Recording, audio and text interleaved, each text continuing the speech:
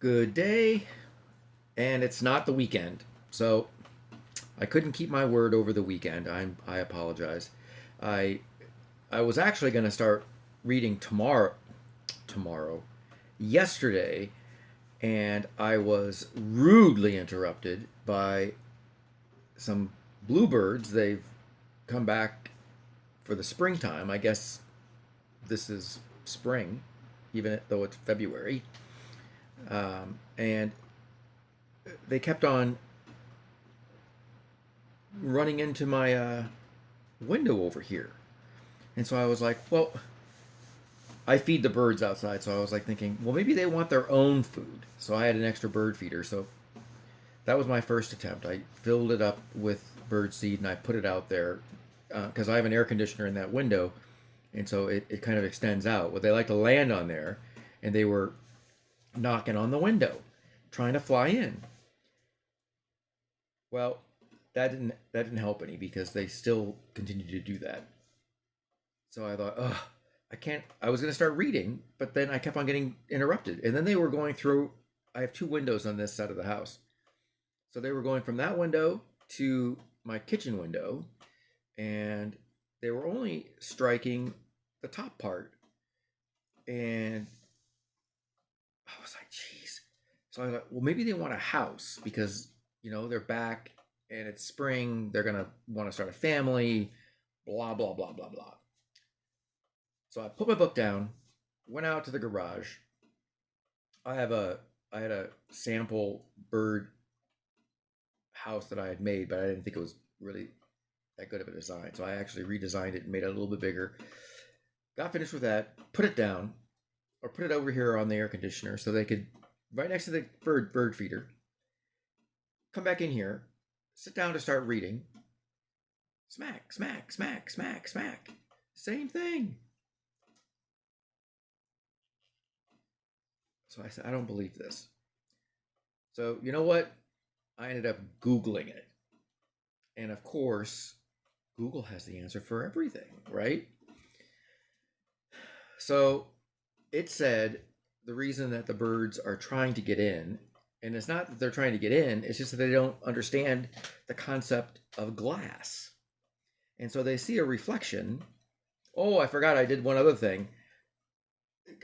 Okay, so the bird was seeing its reflection, and then it kept on fluffing up its feathers and then picking at underneath. And I thought, oh, maybe it needs a bath. And I have a bird bath out there, but I had tipped it over because I didn't want it to freeze. So I thought, well, maybe they want to take a bath. Okay, my talk about desperation.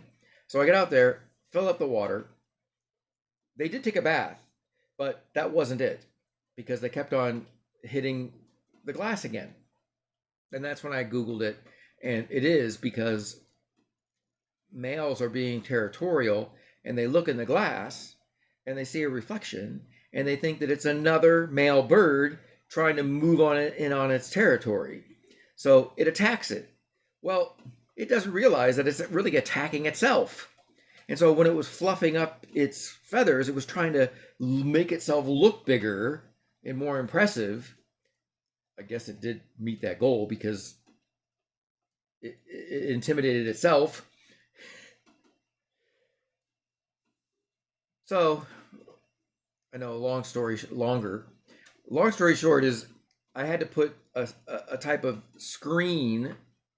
I have this landscaping material, and so I put that over my windows so I can still get light coming in, but now they can't see the reflection in order to try to attack themselves. So all that said, the last Tuesday. Today just happens to be Tuesday. It is Tuesday, February 21st, 2023. So it's an appropriate day to end Tuesdays with Morrie. For a challenge, I'd like you to consider writing an obituary entry for Morrie Schwartz. What would you say about Morrie? So look at some sample obituary entries and see how people are honored. And how would you honor Mitch? I'm sorry, Morrie. Well, you could do one for Mitch. It doesn't really matter who you do it for because you could actually do it for someone else that is close to you. You could do it for yourself. Wouldn't that be wild? Write your own obituary. I'm sure other people have done their own. Well, let's get on with this. I know it's going to be a sad time, but and I've got my drink, and yes, it is a new thermos mug. My other one that was similar to this was like all the paint was peeling off of it, and I won this at a gift exchange last week went to this Valentine's Day dinner dance thing that was at my church. So and so they had an exchange, and I had got this. So I like the blue. Well, let's get going on with this. You can tell I'm still procrastinating. Oh, happy Mardi Gras. Today is Mardi Gras, the 21st.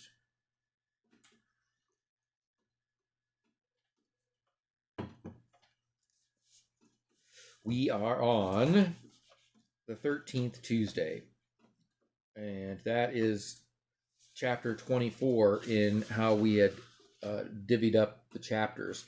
So we're going to do 4 chapters today because we need to get this finished, and then we're going to be moving on with the magician's nephew. We talk about the perfect day. Morrie wanted to be cremated. He had discussed it with Charlotte, and they decided it was the best way. The rabbi from Brandeis, Al Axelrad, a longtime friend whom they chose to conduct the funeral service, had come to visit Morrie, and Morrie told him of his cremation plans. And Al? Yes? Make sure they don't overcook me. The rabbi was stunned, but Morrie was able to joke about his body now. The closer he got to the end, the more he saw it was a mere shell, a container of the soul. It was withering to youthless skin and bones anyhow, which made it easier to let go of. We are so afraid of the sight of death, Morrie told me when I sat down. I adjusted the microphone on his collar, but it kept flopping over. Morrie coughed. He was coughing all the time now. I read a book the other day. It said as soon as someone dies in a hospital, they pull the sheets up over their head and they wheel the body to some chute and push it down. They can't wait to get it out of their sight. People act as if death is contagious. I fumbled with the microphone. Morrie glanced at my hands. You know it's not contagious. Death is as natural as life. It's part of the deal we made. He coughed again, and I moved back and waited, always braced for something serious. Morrie had been having bad nights lately, frightening nights. He could sleep only a few hours at a time before violently hacking spells woke him. The nurses would come into the bedroom, pound him on the back, try to bring up the poison. Even if they got him breathing normally again, normally,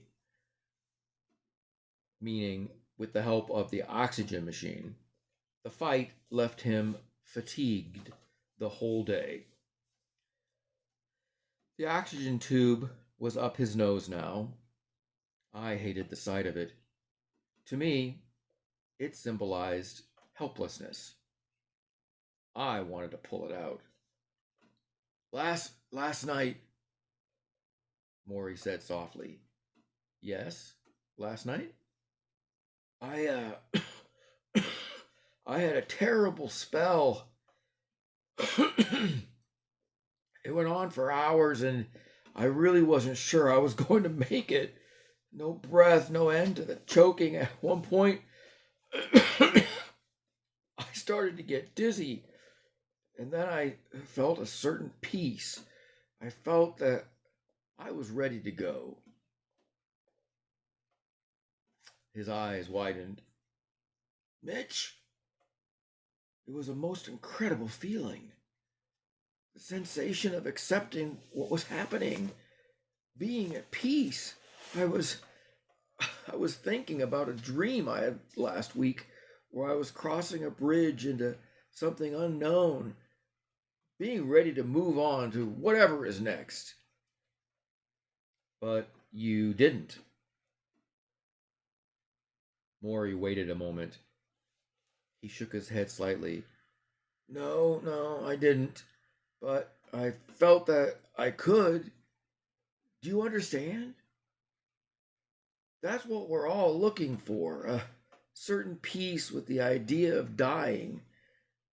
If we know in the end that we can ultimately have that peace with dying, then we can finally do the really hard thing, which is make peace with living.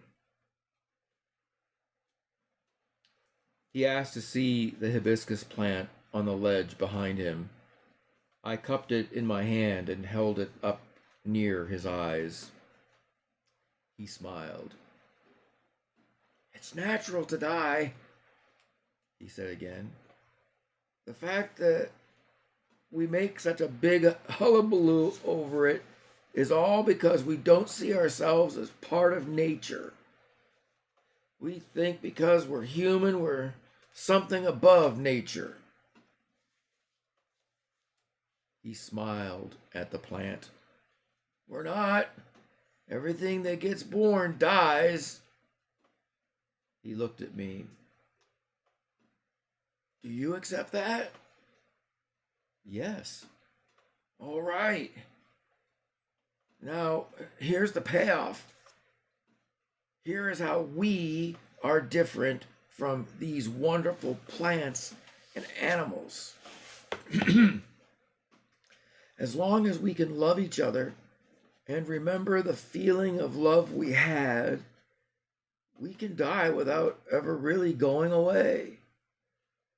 All the love you created is still there. All the memories are still there. You live on in the hearts of everyone you have touched and nurtured while you were here. His voice was raspy, which usually meant he needed to stop for a while. I placed the plant back on the ledge and went to shut off the tape recorder. This is the last sentence Morrie got out before I did. Death ends a life, not a relationship.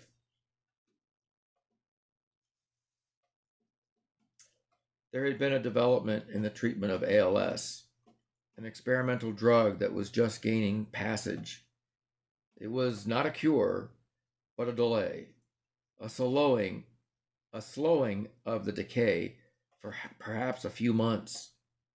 Morrie had heard about it, but he was too far gone. Besides, the medicine wouldn't be available for several months.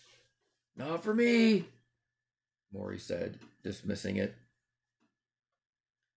In all the time he was sick, Morrie never held out hope he would be cured. He was realistic to a fault. One time, I asked if someone were to wave a magic wand and make him all better, would he become, in time, the man he had been before? He shook his head. No way I could go back. I am a different self now. I'm different in my attitudes. I'm different appreciating my body, which I didn't do fully before. I'm different in terms of trying to grapple with the big questions, the ultimate questions, the ones that won't go away. That's the thing, you see. once you get your fingers on the important questions, you can't turn away from them.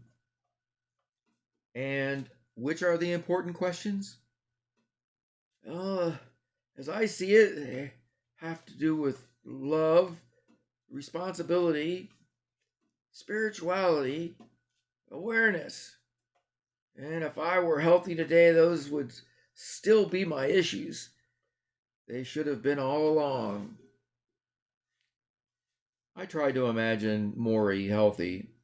I tried to imagine him pulling the covers from his body, stepping from that chair, the two of us going for a walk around the neighborhood. The way we used to walk around campus.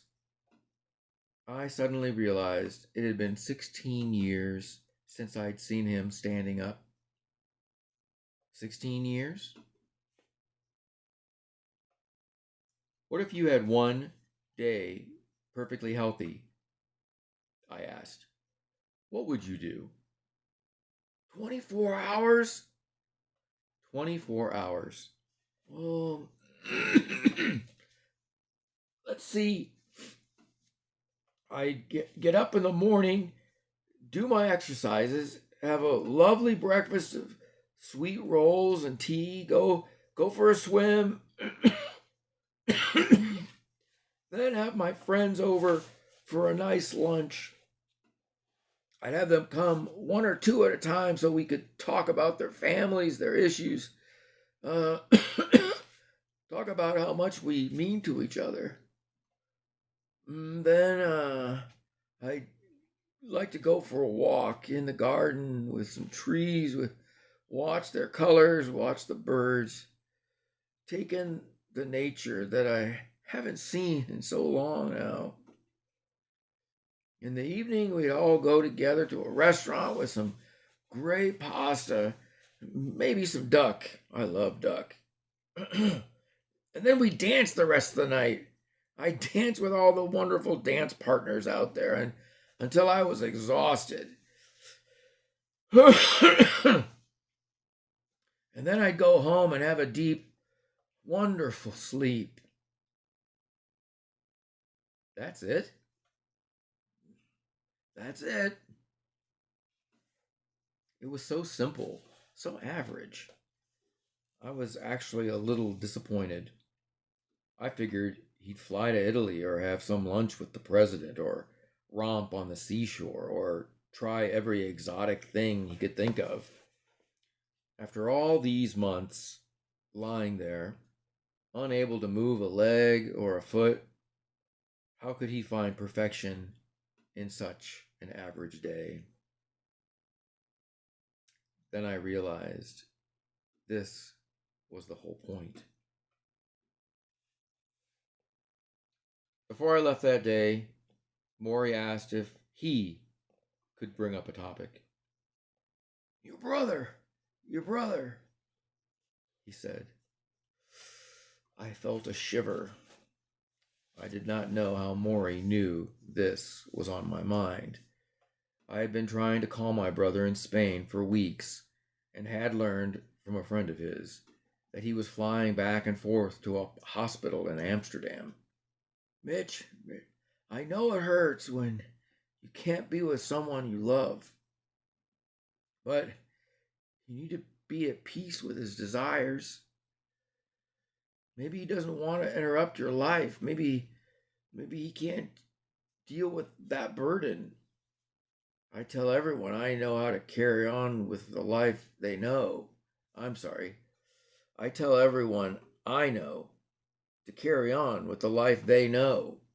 Don't ruin it because I'm dying. But he's my brother, I said. I know. That's why it hurts. I saw Peter in my mind when he was 8 years old, his curly blonde hair puffed into a sweaty ball atop his head. I saw us wrestling in the yard next to our house, the grass stains soaking through the knees of our jeans. I saw him singing songs in front of the mirror, holding a brush as a microphone, And I saw us squeezing into the attic where we hid together as children, testing our parents, testing our parents' will to find us for dinner. And then I saw him as the adult who had drifted away, thin and frail, his face bony from the chemotherapy treatments. Morrie, I said, why doesn't he want to see me? My old professor sighed. There's no formula to relationships. They have to be negotiated in loving ways with room for both parties. What they want and what they need, what they can do and what their life is like. You know, in business, people negotiate to win. They negotiate to get what they want. Maybe you're too used to that. Love is different. Love is when you are concerned about someone else's situation as you are about your own. I've had these special times with your brother, or you've had these special times with your brother, and you no longer have what you had with him. You want them back. You never want them to stop. But that's part of being human. Stop, renew, stop, renew.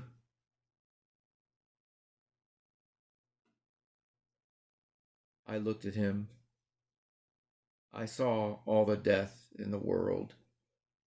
I felt helpless. You'll find a way back to your brother, Morrie said. How do you know? Morrie smiled. You found me, didn't you?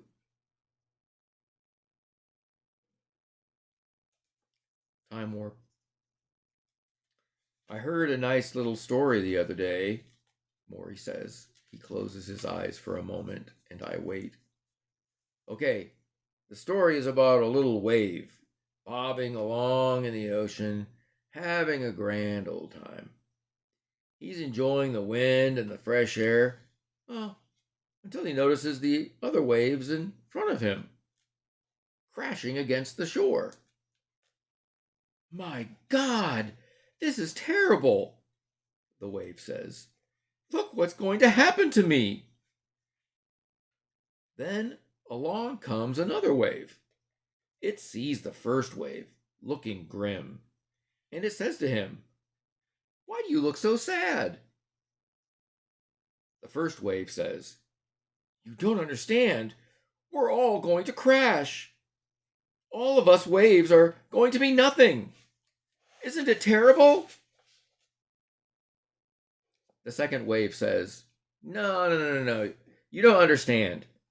You're not a wave. You're part of the ocean.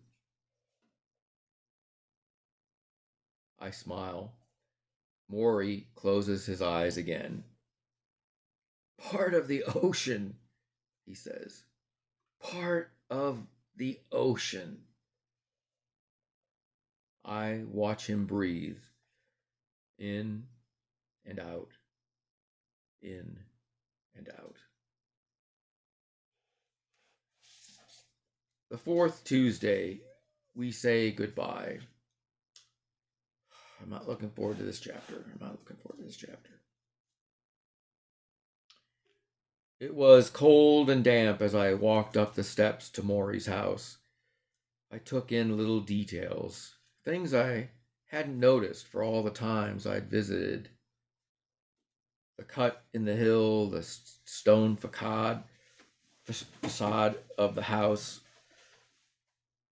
the pachysandra plants, the low shrubs.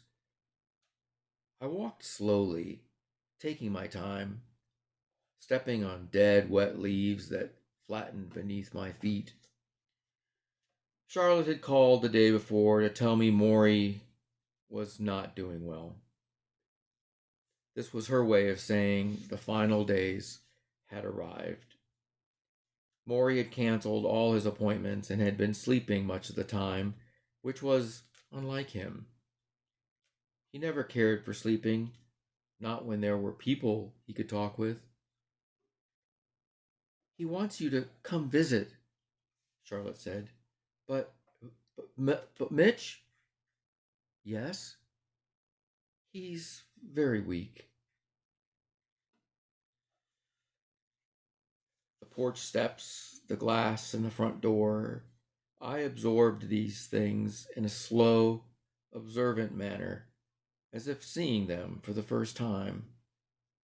I felt the tape recorder in the bag on my shoulder, and I unzipped it to make sure I had tapes.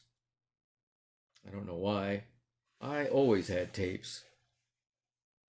Connie answered the bell. Normally buoyant, she had a drawn look on her face. Her hello was softly spoken. How is he doing? I said. Not so good. I don't like to think about it. He's such a sweet man, you know? I knew. Okay, I have to take a drink real quick. The birds are at it again.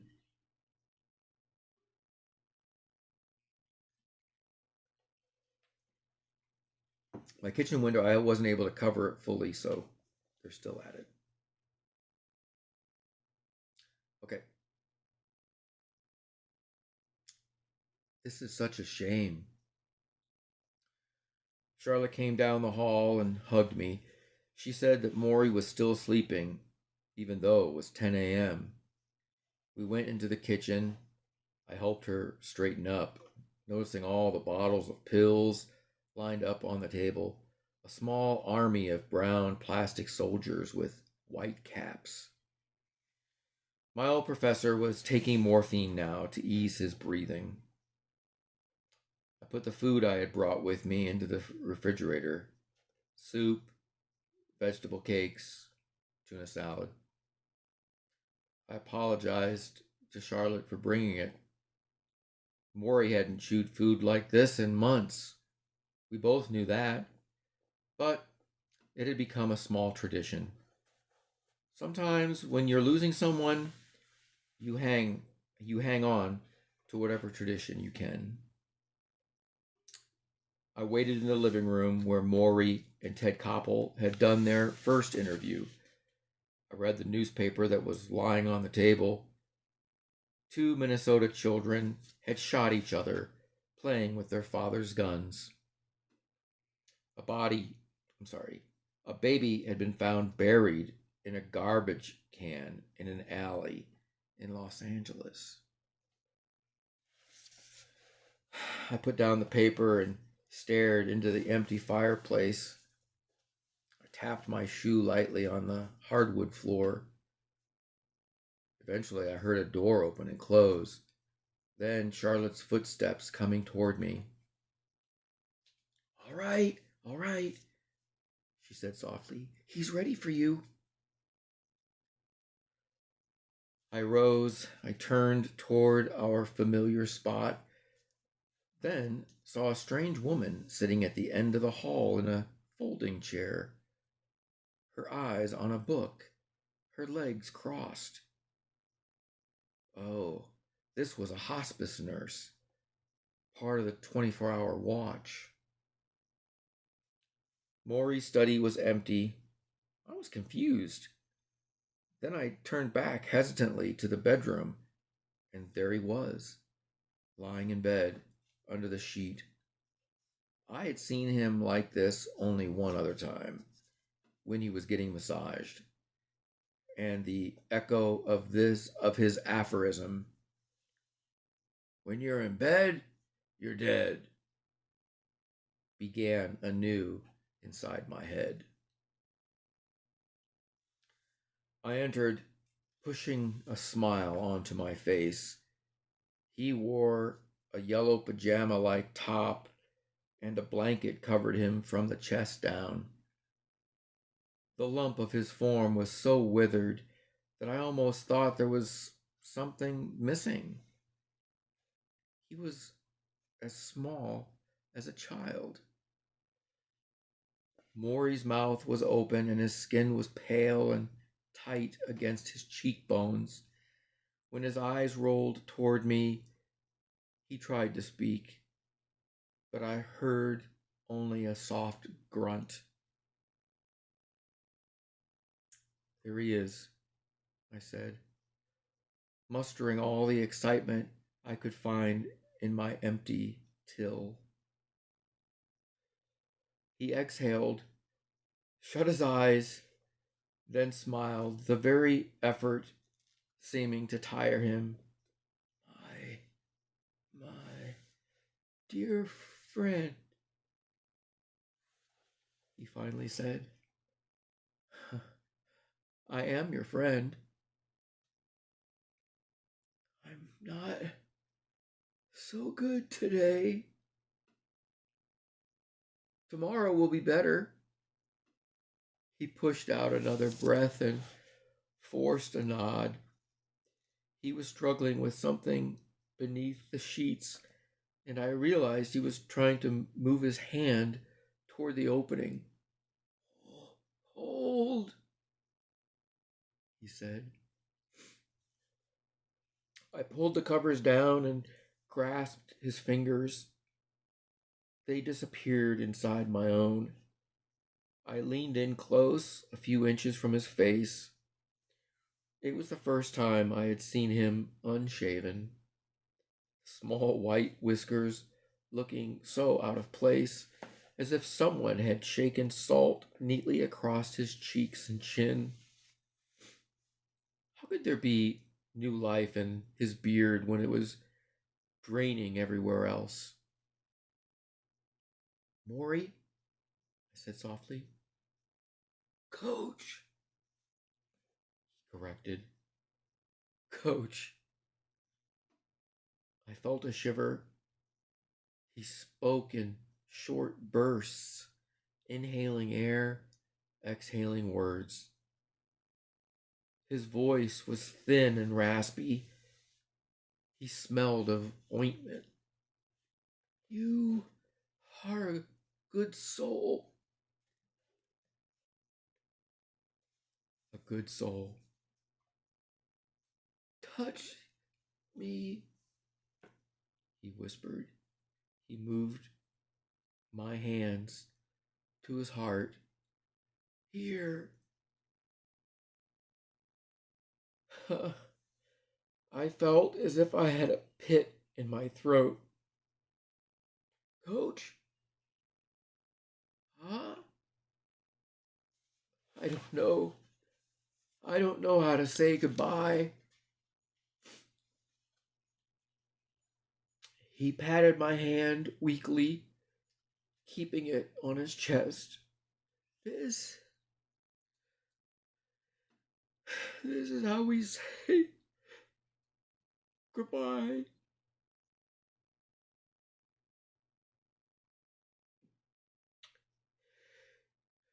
He breathed softly in and out. I could feel his rib cage rise and fall. Then he looked right at me. "Love you," he rasped. "I love you too, Coach." "No, you do?" "No. No, something else." "What else do you know?" "You always have." His eyes got small, and then we cried, his face contorting like a baby who hasn't figured how his tear ducts work. I held him close for several minutes, I rubbed his loose skin. I stroked his hair. I put a palm against his face and felt the bones close to the flesh and the tiny, wet tears as if squeezed from a dropper.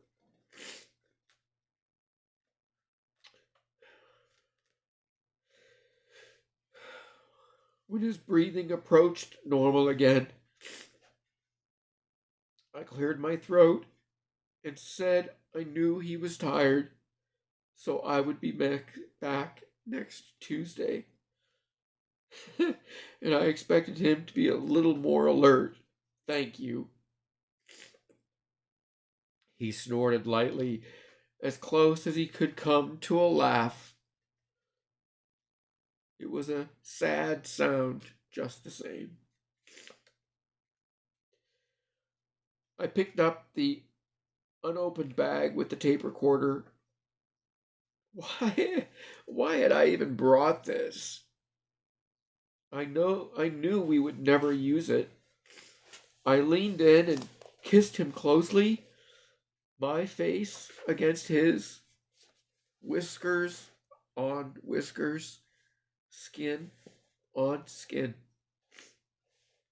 Holding it there longer than normal, in case it gave him even a split second of pleasure. Okay, then, I said, pulling away. I blinked back the tears, and he smacked his lips together and raised his eyebrows at the sight of my face. I like to think it was a fleeting moment of satisfaction for my dear old professor. He, he, he had finally made me cry. Okay, then, he whispered. Okay, I can't read anymore. Well,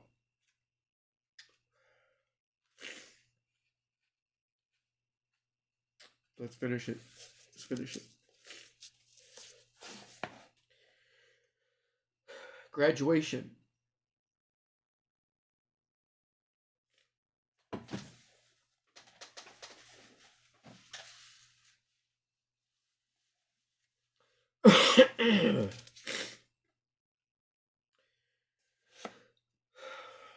Morrie died on a Saturday morning.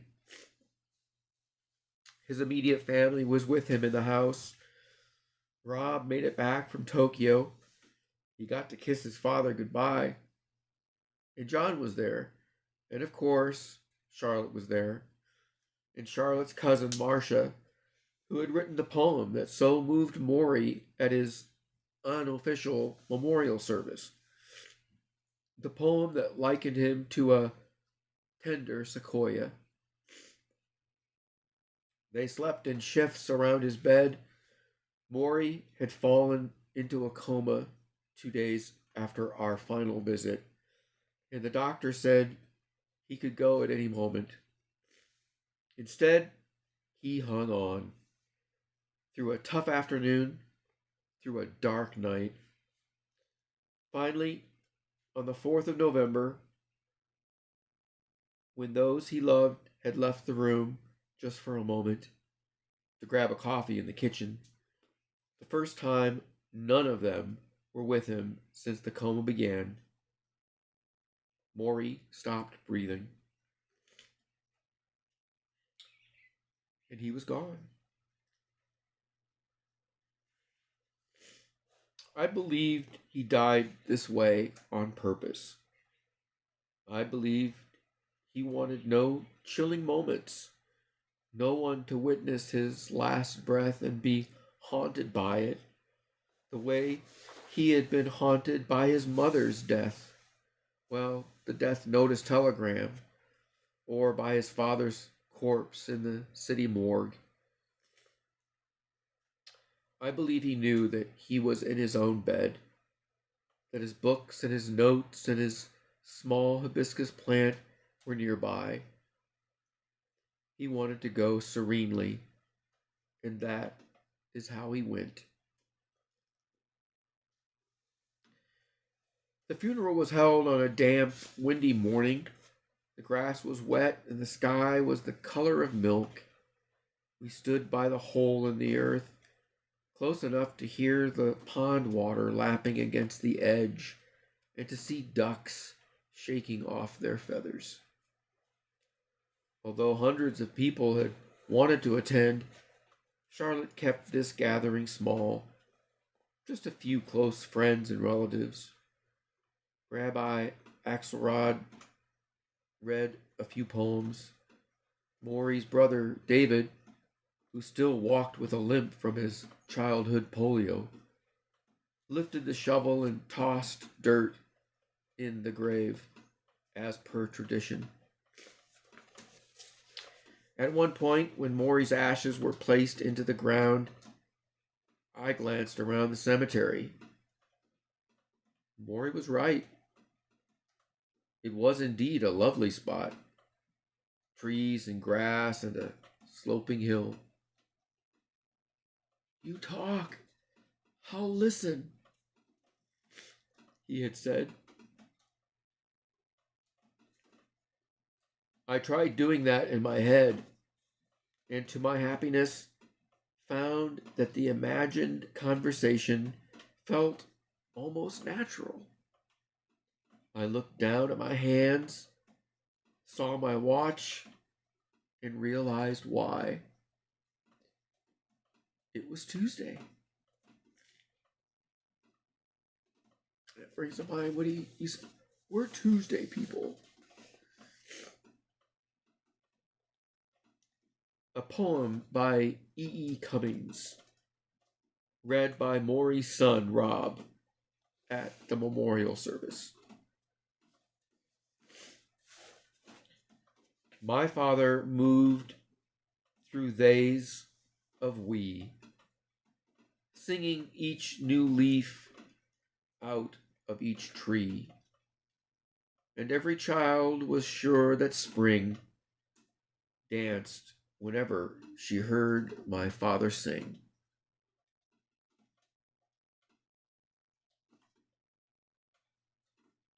My father moved through the days of we, singing each new leaf out of each tree, and every child was sure that spring danced when she heard my father sing.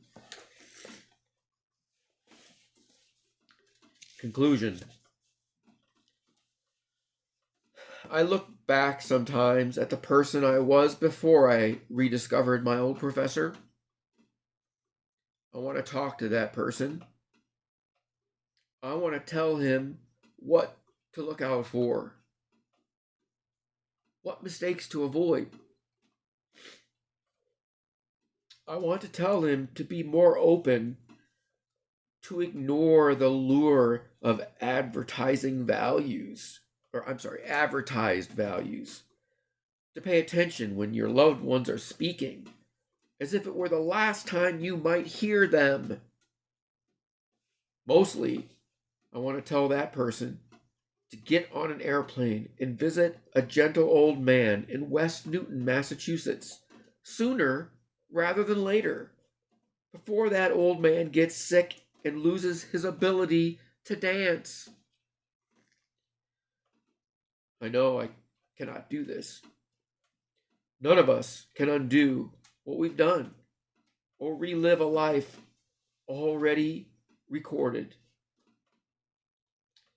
But if Professor Morris Schwartz taught me anything at all, it was this. There is no such thing as too late in life. He was changing until the day he said goodbye. I'll let this chime go real quick.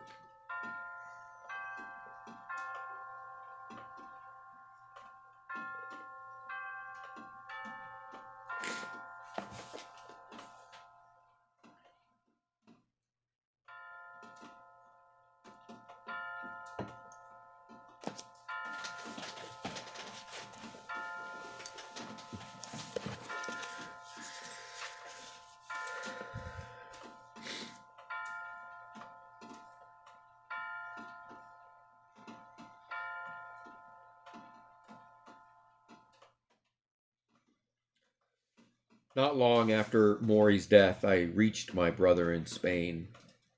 We had a long talk. I told him I respected his distance and that all I wanted was to be in touch, in the present, not just the past. To hold him in my life as much as he could let me. "You're my only brother," I said. "I don't want to lose you. I love you." I had never said such a thing to him before. A few days later, I received a message on my fax machine. It was typed in the sprawling, poorly punctuated, all cap letters, fashion that always characterized my brother's words. "Hi, I've joined the 90s," it began. He wrote a few little stories, what he'd been doing that week, a couple of jokes. At the end, he signed off this way: "I have the heartburn and diarrhea at the moment. Life's a bitch. Chat later." Ugh. Signed, Sore Tush. I laughed until there were tears in my eyes. This book was largely Morrie's idea. He called it our final thesis.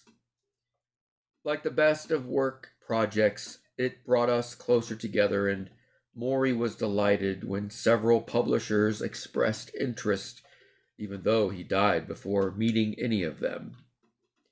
The advance money helped pay Morrie's enormous medical bills, and for that, we were both grateful.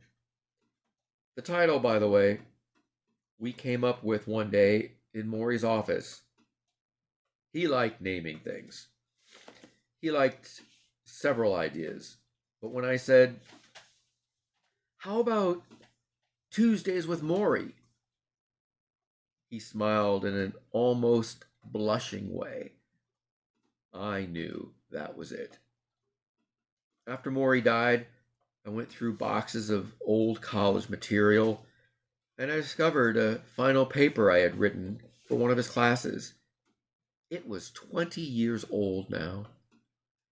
On the front page were my penciled comments scribbled to Morrie, and beneath them were his comments scribbled back. Mine began, "Dear Coach." His began, "Dear Player." For some reason, each time I read that, I miss him more. Have you ever really had a teacher? One who saw you as a raw but precious thing? A jewel that, with wisdom, could be polished to a proud shine. If you are lucky enough to find your way to such teachers, you will always find your way back. Sometimes it is only in your head. Sometimes it is right alongside their beds.